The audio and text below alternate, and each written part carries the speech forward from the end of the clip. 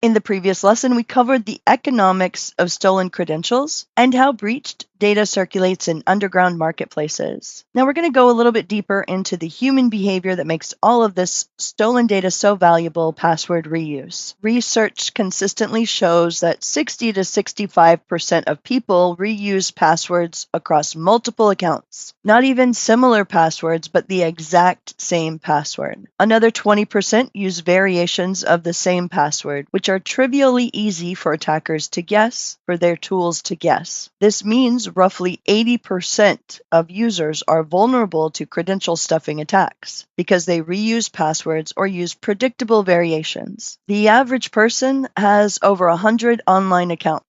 Managing unique passwords for each one seems impossible, so people default to using a few passwords they can remember and cycling through them across all their accounts. This creates a vulnerability that no amount of technical security can address. If you use the same password for your email, bank, and a random gaming website, a breach at the gaming website just exposed your bank and email credentials. Before we judge this behavior that mostly everyone does too harshly, we have to understand why it happens. Human memory is limited, right? You're thinking it's hard to remember. Creating and remembering unique, complex passwords for 100 plus accounts, or even 10, is cognitively overwhelming. People default to reusable passwords because the alternative seems impossible. Password complexity requirements make it even worse. When services require 12 characters with uppercase, lowercase numbers, and symbols, people create one complex password that meets those requirements and reuse it everywhere rather than creating dozens of different complex passwords. Frequent password expiration policies compound the problem. When you're forced to change passwords every 90 days, you're more likely to use simple variations of existing passwords rather than creating entirely new ones. The combination of complexity requirements, expiration policies, and sheer volume of accounts pushes people toward password reuse as the only manageable strategy. Security experts created this problem by making secure password practices incompatible with human cognitive limitations. Password reuse creates a domino effect where one compromised account leads to many. Your email account is the master key to your digital life, and password reuse puts it at extreme risk. Now, if an attacker controls your email, they can reset your passwords on your banking, shopping, social media, and work accounts by simply clicking Forgot Password and accessing the reset link in your email, verifying from your email. An email also contains years of communication with sensitive information, financial documents, account confirmations, personal correspondence, and business records. Yet many people are using that same password for their email as they're using for less important, more risky accounts. So when a low security site gets breached, their email credentials are exposed. The asymmetry is striking. Your email, your most important account, often protected by the same password as your least important account. And then, like we mentioned, some people think they're being clever by using password variations instead of exact reuse. Password 123 for one site, 124 for another, 5 for a third, or they append the site name, password Google, password Amazon, password bank. Attackers know about this pattern. Their credential stuffing tools include password mutation capabilities that automatically test common variations. If your breach data shows you used password 123, the attacker will also try password 1, password 12, password 1234, password exclamation mark, password ampersand, and dozens of other predictable variations. They'll try appending and prepending numbers, symbols, and common words. These variations provide a false sense of security without actual protection. Attackers crack them in seconds. There's an interesting psychological phenomenon around password reuse. Most people understand intellectually that password reuse is dangerous. They know they should be using unique passwords. They've heard the advice so many times, but they still keep doing it. And it's not ignorance, it's called cognitive dissonance. People understand the risk but judge it as unlikely to affect them personally, or hope.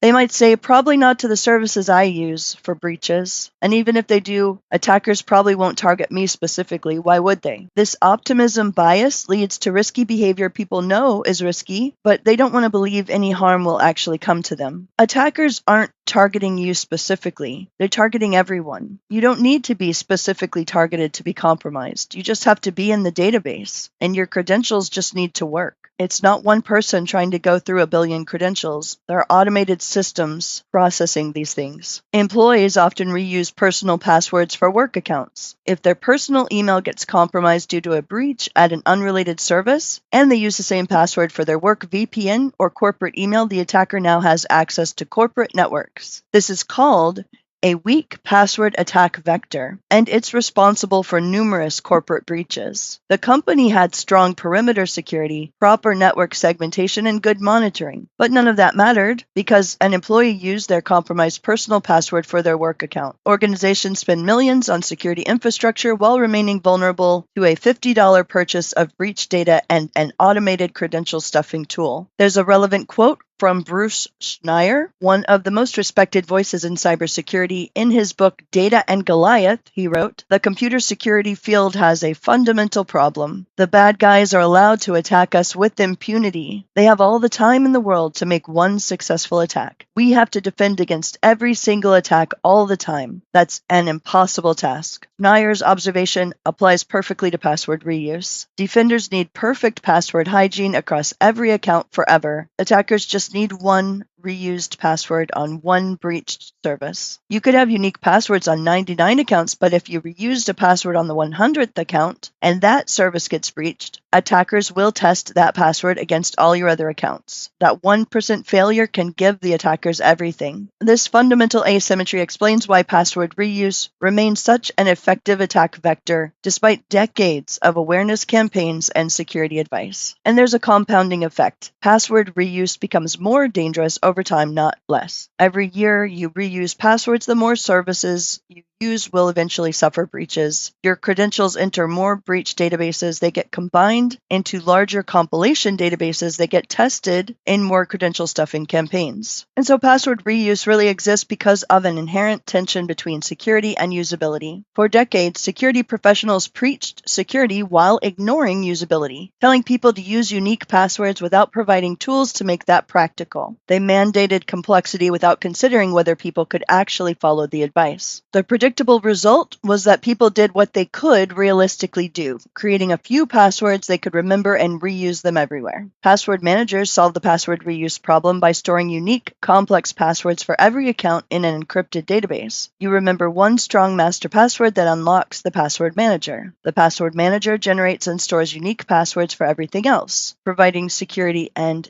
usability. But a lot of us don't like that. We think now they only need one password to get to all of our passwords. So there are barriers, including perceived complexity of setup, concern about putting all eggs in one basket, and inertia. People just end up doing what they've always done. And the threat feels abstract to a lot of people. We haven't personally had detrimental experiences from credential stuffing attacks. One reason password reuse persists is that the consequence is temporally and causally distant from the behavior. When you reuse a password, nothing bad happens immediately. The breach might occur months or years later. The credential stuffing attack might happen months or years after the breach. The consequences might not become apparent until long after you've forgotten about the account where the password was originally compromised. This makes it difficult to learn from mistakes. When bad outcomes happen, they don't feel connected to the password reuse decision made years earlier. Feels more like random bad luck than the predictable consequences of a risky choice. So the practical defense: start with your most critical accounts, email, banking, work accounts. Ensure each one has a unique, strong password. Use a password manager to make it manageable. Work through other accounts systematically. It doesn't have to happen overnight, but make steady progress. For those you can't change immediately, enable multi-factor authentication, providing a second layer of defense, even if the password is compromised. The effort now can prevent catastrophic consequences years later. So now in the next lesson, we're going to talk about the technical side of credential stuffing, how attackers automate testing at massive scale, evade detection, and why even services with good security struggle to completely block these attacks.